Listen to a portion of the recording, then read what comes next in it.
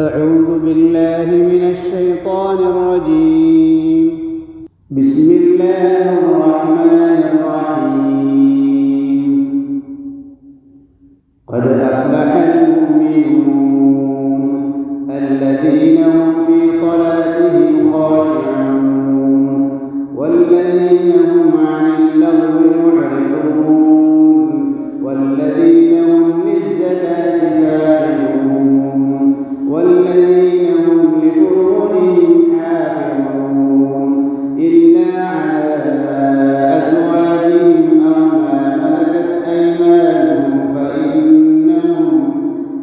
أو ما ملكت أيمانهم فإنهم غير ملومين فمن ابتغى وراء ذلك فأولئك هم العادون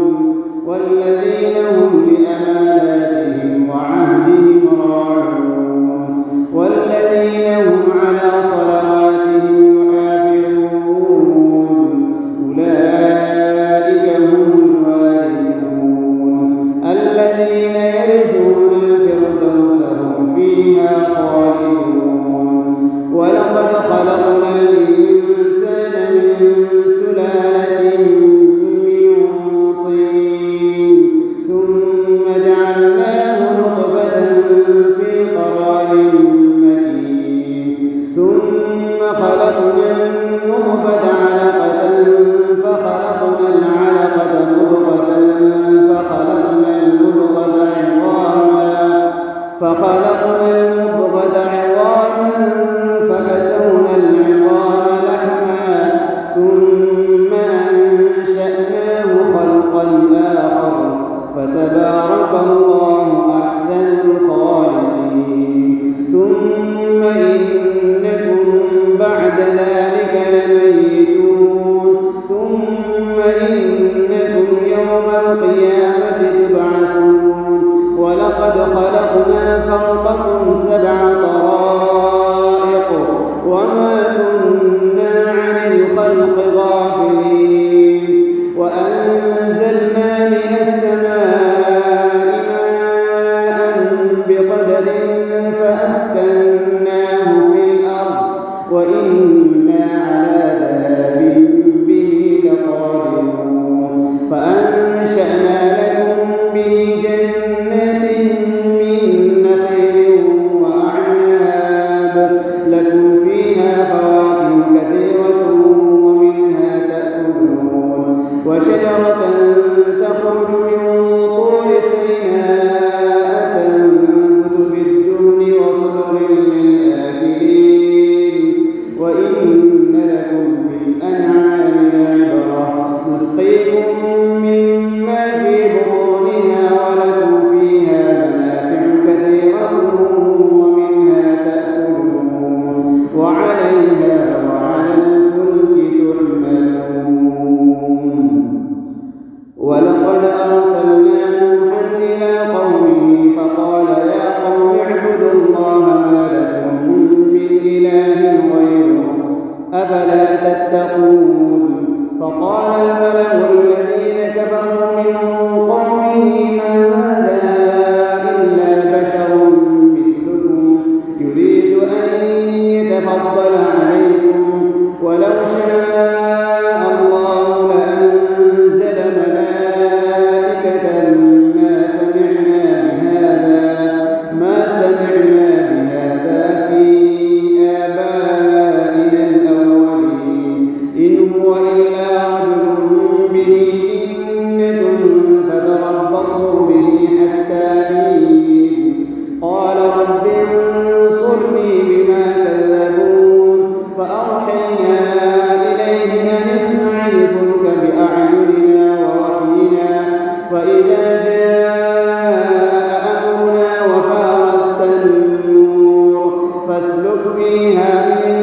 كل زوجين 2 وأهلك إلا من سبق عليه القول منهم ولا تخاطبني في الذين ظلموا إنهم مغرقون. وإذا استويت أنت ومن معك على الفلك فقل الحمد لله الذي نجانا من القوم الظالمين وقل رب أنزلني منزلا مباركا وأنت خير المنزلين إن في ذلك لآيات وإن كنا لمبتلين ثم أنشأنا من بعدهم قرنا آخرين فأرسلنا فيهم رسولا منهم أن اعبدوا الله ما لكم من إله غيره أفلا تتقون. وقال الملأ من قومه الذين كفروا وكذبوا بلقاء الآخرة وأترفناهم في الحياة الدنيا ما هذا إلا بشر مثلكم يأكل مما تأكلون منه ويشرب مما تشربون ولئن أطعتم بشرا مثلكم إنكم إذا لخاسرون أيعدكم أنكم إذا متم وكنتم ترابا وعظاما أنكم مخرجون هيهات هيهات لما توعدون إن هي إلا حياتنا الدنيا نموت ونحيا وما نحن بمبعوثين إن هو إلا رجل افترى على الله كذبا وما نحن له بمؤمنين قال رب انصرني بما كذبون قال عما قليل ليصبحن نادمين فأخذتهم الصيحة بالحق فجعلناهم غثاء فبعدا للقوم الظالمين ثم أنشأنا من بعدهم قرونا آخرين ما تسبق من أمة أجلها وما يستأخرون ثم أرسلنا رسلنا تترى كلما جاء أمة رسولها كذبوه فأتبعنا بعضهم بعضا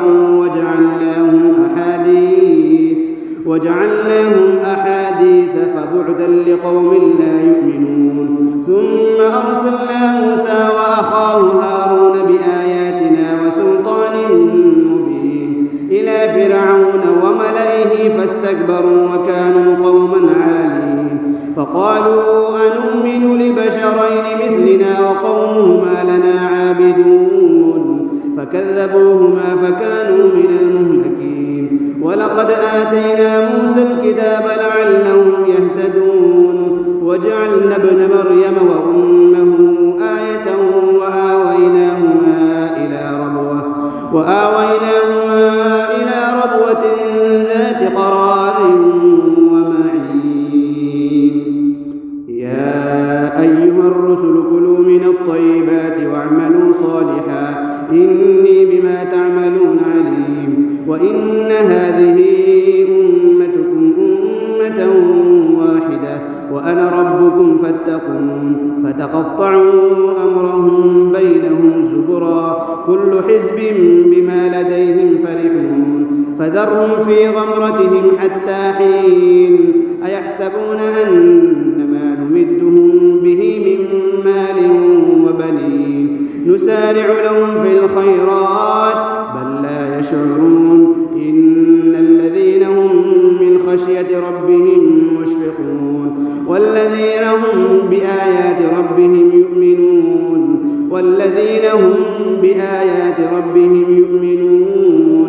والذين هم بربهم لا يشركون والذين يؤتون ما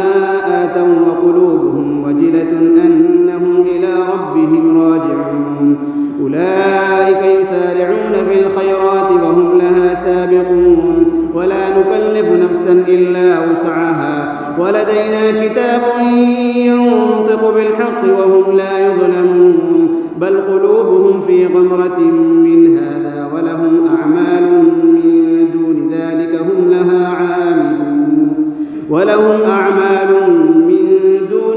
هم لها عاملون حتى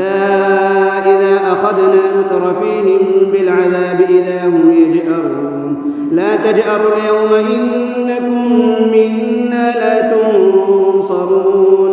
لقد كانت آياتي تتلى عليكم فكنتم على أعقابكم تنكصون مستكبرين به سامرا تهجرون أفلم يدبروا القول أم جاءهم ما لم يأت آباءهم الأولين أم لم يعرفوا رسوله فهم له منكرون أم يقولون به جنة بل جاءهم بالحق وأكثرهم للحق كارهون ولو اتبع الحق أهواءهم لفسدت السماوات والأرض ومن فيهن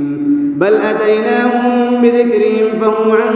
ذكرهم معرضون أم تسألهم خرجا فخراج ربك خير وهو خير الرازقين وإنك لتدعوهم إلى صراط مستقيم وإن الذين لا يؤمنون بالآخرة عن الصراط لناكبون ولو رحمناهم وكشفنا ما بهم من ضر للجوا في طغيانهم يعمهون ولقد أخذناهم بالعذاب فما استكانوا لربهم وما يتضرعون حتى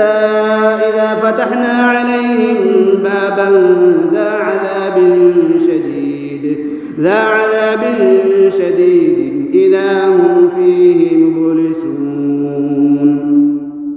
وهو الذي أنشأ لكم السمع والأبصار والأفئدة قليلا ما تشكرون وهو الذي ذرأكم في الأرض وإليه تحشرون وهو الذي يحيي ويميت وله اختلاف الليل والنهار أفلا تعقلون بل قالوا مثل ما قال الأولون قالوا أئذا متنا وكنا ترابا وعظاما أئنا لمبعوثون لقد وعدنا نحن وآباؤنا هذا من قبل إن هذا إلا أساطير الأولين قل لمن الأرض ومن فيها إن كنتم تعلمون سيقولون لله قل أفلا تذكرون قل من رب السماوات السبع ورب العرش العظيم سيقولون لله قل أفلا تتقون قل من بيده ملكوت كل شيء وهو يجير ولا يجار عليه إن كنتم تعلمون سيقولون لله قل فأنى تسحرون بل أتيناهم بالحق وإنهم لكاذبون ما اتخذ الله من ولد وما كان معه من إله إذا لذهب كل إله بما خلق ولعلى بعضهم على بعض سبحان الله عما يصفون عالم الغيب والشهادة فتعالى عما يشركون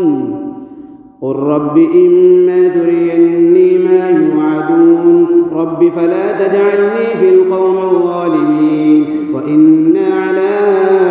أن نريك ما نعدهم لقادرون ادفع بالتي هي أحسن السيئة نحن أعلم بما يصفون وقل رب أعوذ بك من همزات الشياطين وأعوذ بك رب أن يحضرون حتى إذا جاء أحدهم الموت قال رب ارجعون لعلي أعمل صالحا فيما تركت كلا إنها كلمة هو قائلها ومن ورائهم برزخ إلى يوم يبعثون فإذا نفخ في الصور فلا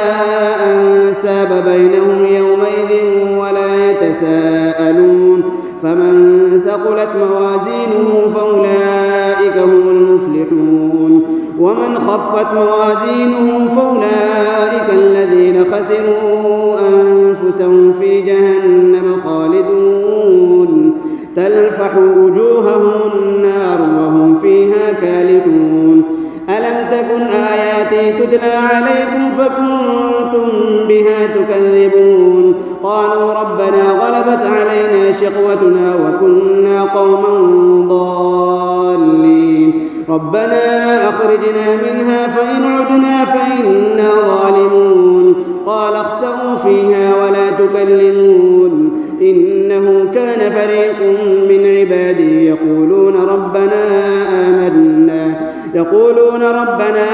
آمنا فاغفر لنا وارحمنا وأنت خير الراحمين فاتخذتموهم سخريا حتى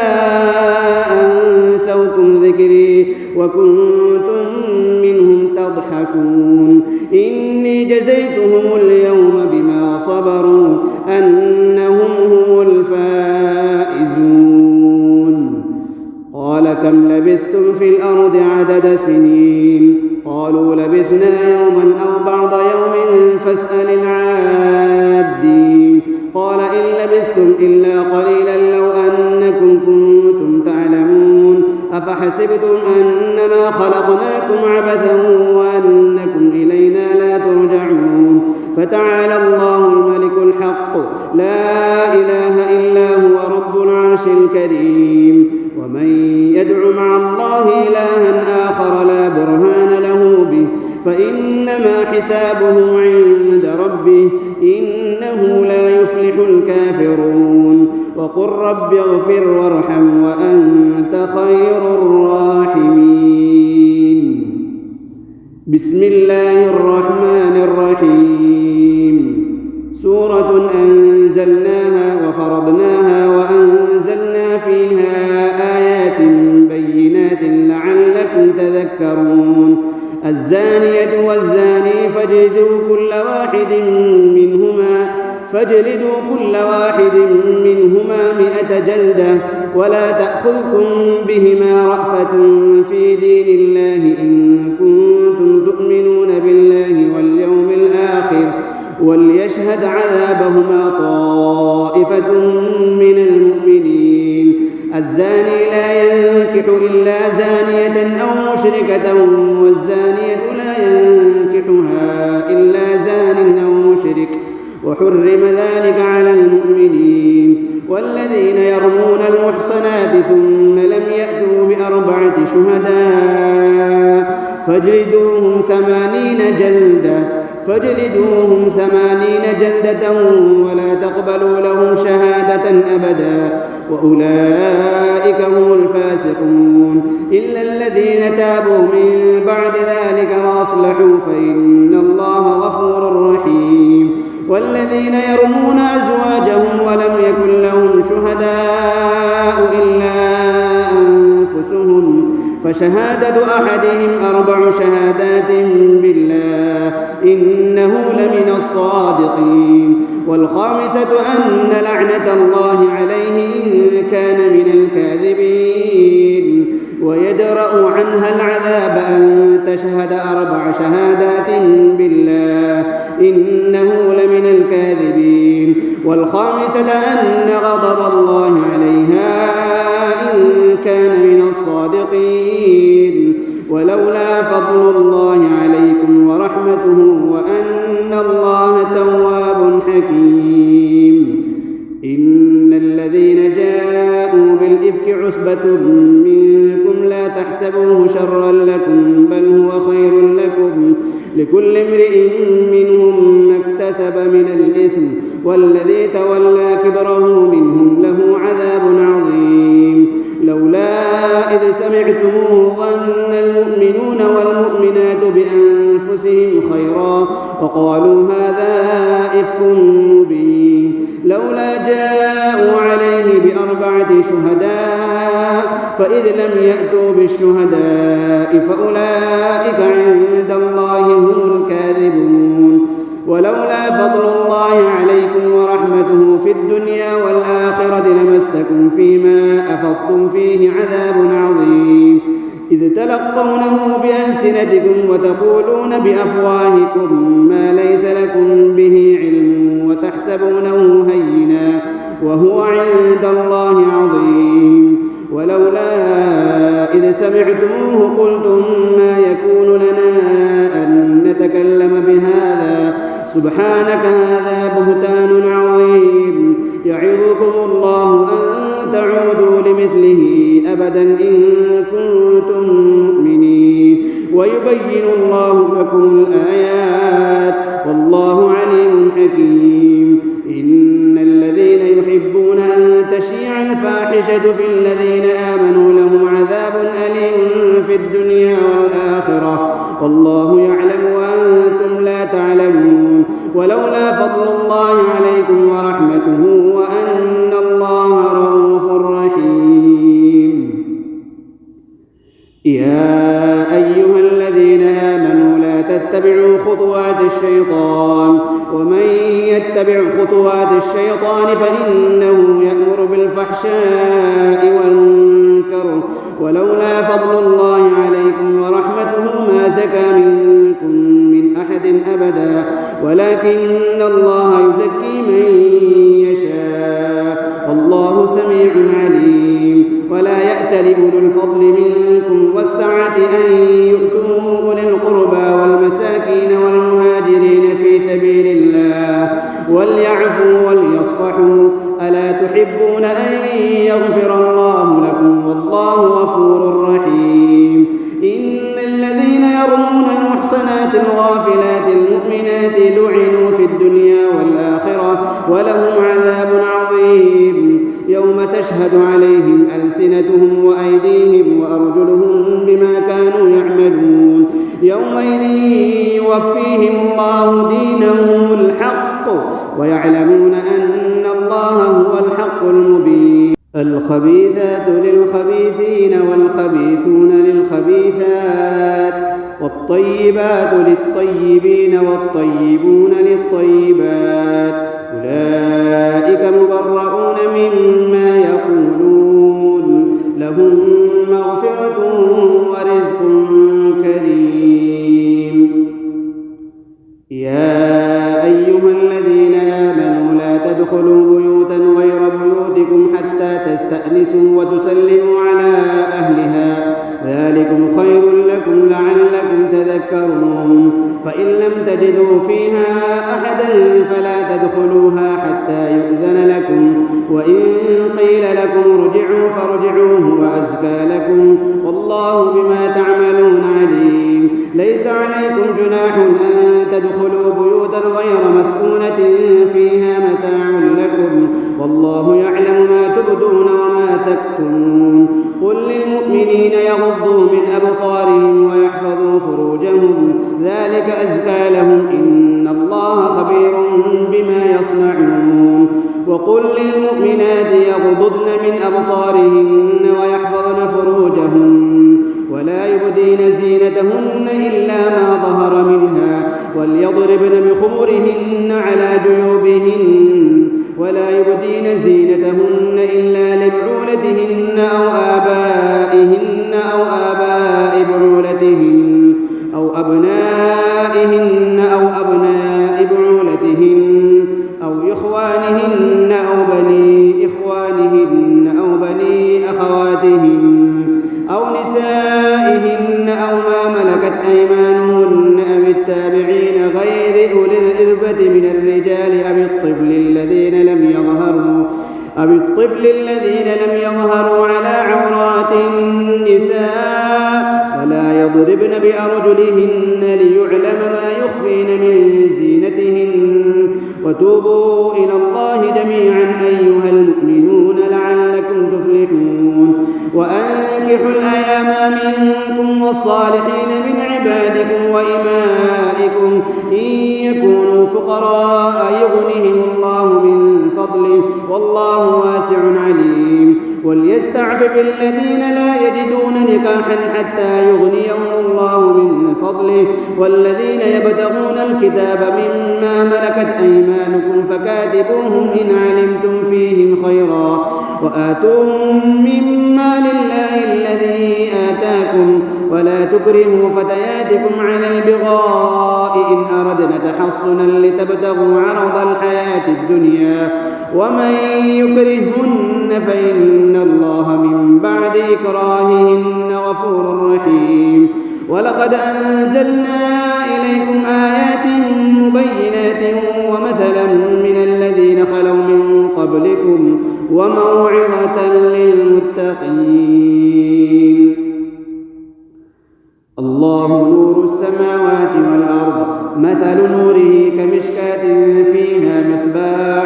المصباح في زجاجة الزجاجة كأنها كوكب دري يوقد من شجرة مباركة زيتونة لا شرقية ولا غربية يكاد زيتها يضيء ولو لم تمسسه نار نور على نور يهدي الله لنوره من يشاء ويضرب الله الأمثال للناس والله بكل شيء عليم في بيوت أذن الله أن ترفع ويذكر فيها اسمه يسبح له فيها بالغدو والآصال رجال لا تلهيهم تجارة ولا بيع عن ذكر الله وإقام الصلاة وإيتاء الزكاة يخافون يوما تتقلب فيه القلوب والأبصار ليجزيهم الله أحسن ما عملوا ويزيدهم من فضله والله يرزق من يشاء بغير حساب والذين كفروا أعمالهم كسراب بقيعة يحسبه الظمآن ماء حتى إذا جاءه لم يجده شيئا ووجد الله عنده فوفاه حسابه والله سريع الحساب أو كظلمات في بحر لجي يغشاه موج من فوقه سحاب ظلمات بعضها فوق بعض إذا أخرج يده لم يكد يراها ومن لم يجعل الله له نورا فما له من نور ألم تر أن الله يسبح له من في السماوات والأرض والطير صافات كل قد علم صلاته وتسبيحه والله عليم بما يفعلون ولله ملك السماوات والأرض وإلى الله المصير ألم تر أن الله يزجي سحابا ثم يؤلف بينه ثم يجعله ركاما فترى الودق يخرج من خلاله وينزل من السماء من جبال فيها من برد فيصيب به من يشاء ويصرفه عن من يشاء يكاد سنا برقه يذهب بالأبصار يقلب الله الليل والنهار إن في ذلك لعبرة لأولي الأبصار والله خلق كل دابة من ماء فمنهم من يمشي على بطنه ومنهم من يمشي على رجلين ومنهم من يمشي على أربع يخلق الله ما يشاء إن الله على كل شيء قدير لقد أنزلنا آيات مبينات والله يهدي من يشاء إلى صراط مستقيم ويقولون آمنا بالله وبالرسول وأطعنا ثم يتولى فريق منهم من بعد ذلك وما أولئك بالمؤمنين وإذا دعوا إلى الله ورسوله ليحكم بينهم إذا فريق منهم معرضون وإن يكن له الحق يأتوا إليه مذعنين أفي قلوبهم مرض أم ارتابوا أم يخافون أن يحيف الله عليهم ورسوله بل أولئك هم الظالمون إنما كان قول المؤمنين إذا دعوا إلى الله ورسوله ليحكم بينهم أن يقولوا سمعنا وأطعنا وأولئك هم المفلحون ومن يطع الله ورسوله ويخشى الله ويتقه فأولئك هم الفائزون وأقسموا بالله جهد أيمانهم لئن أمرتهم ليخرجن قل لا تقسموا طاعة معروفة إن الله خبير بما تعملون قل أطيعوا الله وأطيعوا الرسول فإن تولوا فإنما عليه ما حمل وعليكم ما حملتم وإن تطيعوه تهتدوا وما على الرسول إلا البلاغ المبين وعد الله الذين آمنوا منكم وعملوا وعملوا الصالحات ليستخلفنهم في الأرض كما استخلف الذين من قبلهم وليمكنن لهم دينهم الذي ارتضى لهم وليبدلنهم من بعد خوفهم أمنا يعبدونني لا يشركون بي شيئا ومن كفر بعد ذلك فأولئك هم الفاسقون وأقيموا الصلاة وآتوا الزكاة وأطيعوا الرسول لعلكم ترحمون لا تحسبن الذين كفروا معجزين في الأرض ومأواهم النار ولبئس المصير يا أيها الذين آمنوا ليستأذنكم الذين ملكت أيمانكم والذين لم يبلغوا الحلم منكم 3 مرات من قبل صلاة الفجر وحين تضعون ثيابكم من الظهيرة ومن بعد صلاة العشاء 3 عورات لكم ليس عليكم ولا عليهم جناح بعدهن طوافون عليكم بعضكم على بعض كذلك يبين الله لكم الآيات والله عليم حكيم وإذا بلغ الأطفال منكم الحلم فليستأذنوا كما استأذن الذين من قبلهم كذلك يبين الله لكم آياته والله عليم حكيم والقواعد من النساء اللاتي لا يرجون نكاحا فليس عليهن جناح أن يضعن ثيابهن غير متبرجات بزينة وأن يستعففن خير لهن والله سميع عليم ليس على الأعمى حرج ولا على الأعرج حرج ولا على المريض حرج ولا على أنفسكم أن تأكلوا من بيوتكم أو بيوت آبائكم أو بيوت أمهاتكم أو بيوت إخوانكم أو بيوت أخواتكم أو بيوت أعمامكم أو بيوت عماتكم أو بيوت أخوالكم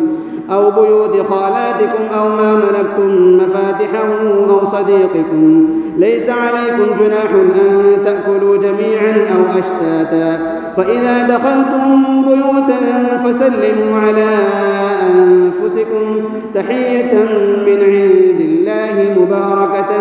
طيبة كذلك يبين الله لكم الآيات لعلكم تعقلون إنما المؤمنون الذين آمنوا بالله ورسوله وإذا كانوا معه على أمر جامع لم يذهبوا حتى يستأذنوه إن الذين يستأذنونك أولئك الذين يؤمنون بالله ورسوله فإذا استأذنوك لبعض شأنهم فأذن لمن شئت منهم واستغفر لهم الله إن الله غفور رحيم لا تجعلوا دعاء الرسول بينكم كدعاء بعضكم بعضا قد يعلم الله الذين يتسللون منكم لواذا فليحذر الذين يخالفون عن أمره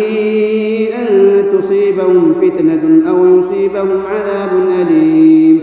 ألا إن لله ما في السماوات والأرض قد يعلم ما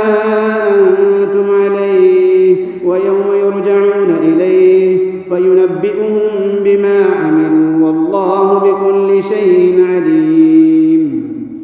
بسم الله الرحمن الرحيم تبارك الذي نزل الفرقان على عبده ليكون للعالمين نذيرا الذي له ملك السماوات والأرض ولم يتخذ ولدا ولم يكن له شريك في الملك وخلق كل شيء فقدره تقديرا واتخذوا من دونه آلهة لا يخلقون شيئا وهم يخلقون ولا يملكون لأنفسهم ضرا ولا نفعا ولا يملكون موتا ولا حياة ولا نشورا وقال الذين كفروا إن هذا إلا إفك افتراه وأعانه عليه قوم آخرون فقد جاءوا ظلما وزورا وقالوا أساطير الأولين اكتتبها فهي تملى عليه بكرة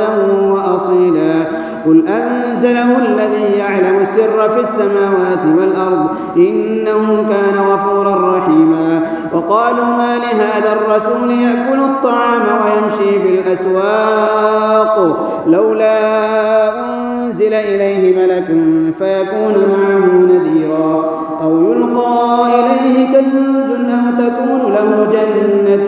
يأكل منها وقال الظالمون إن تتبعون إلا رجلا مسحورا انظر كيف ضربوا لك الأمثال فضلوا فلا يستطيعون سبيلا تبارك الذي إن شاء جعل لك خيرا من ذلك جنات تجري من تحتها الأنهار ويجعل لك قصورا بل كذبوا بالساعة وأعتدنا لمن كذب بالساعة سعيرا إذا رأتهم من مكان بعيد سمعوا لها تغيظا وزفيرا وإذا ألقوا منها مكانا ضيقا مقرنين دعوا هنالك ثبورا لا تدعوا اليوم ثبورا واحدا وادعوا ثبورا كثيرا قل أذلك خير أم جنة الخلد التي وعد المتقون كانت لهم جزاء ومصيرا لهم فيها ما يشاءون خالدين كان على ربك وعدا مسئولا ويوم يحشرهم وما يعبدون من دون الله فيقول أأنتم أضللتم عبادي هؤلاء أم هم ضلوا السبيل قالوا سبحانك ما كان ينبغي لنا أن نتخذ من دونك من أولياء ولكن متعتهم وآباءهم حتى نسوا الذكر وكانوا قوما بورا فقد كذبوكم بما تقولون فما تستطيعون صرفا ولا نصرا ومن يظلم منكم نذقه عذابا كبيرا وما أرسلنا قبلك من المرسلين إلا إنهم ليأكلون الطعام ويمشون بالأسواق وجعلنا بعضكم لبعض فتنة أتصبرون وكان ربك بصيرا